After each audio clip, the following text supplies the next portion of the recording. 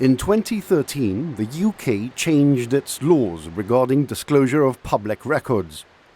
It meant any documents would become available to the public in the National Archives after 20 years.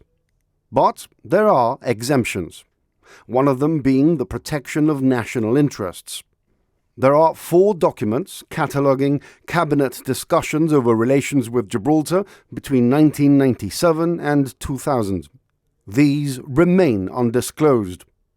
The joint sovereignty negotiations began the following year, in 2001. Last November, on the 20th anniversary of the joint sovereignty referendum, GBC submitted a Freedom of Information request for their release.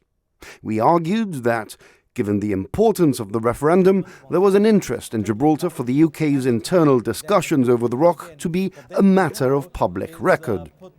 4.5 months later, the Cabinet Office has replied. It says it recognises there is a general public interest in order to ensure the decisions made by the authorities are scrutinised and that there is greater accountability.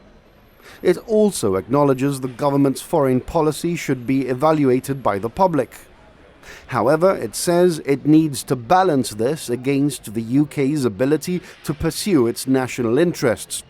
And it can do this more successfully if it conforms to the conventions of international behaviour, avoids giving offence to other nations, and retains the trust of international partners. It says, taking all the circumstances into account, the balance of interest favours withholding the information. What was discussed in the years building up to the 2002 referendum?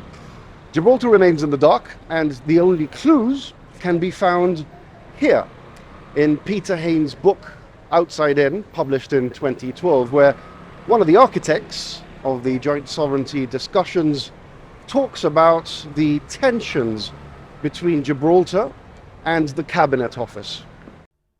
In his memoirs, Mr. Hain describes a tense relationship between Gibraltar and the Foreign Office, describing officials' attitude towards Chief Minister Peter Caruana as contemptuous, and the then Foreign Secretary Jack Straw's demeanour towards him as dismissive. Of course, he was just one man, and he wasn't even in the room at the time because he wasn't in the cabinet. But Peter Hain was heavily involved in these discussions, and he paints a colourful picture of the relationship between the Rock and the Blair administration.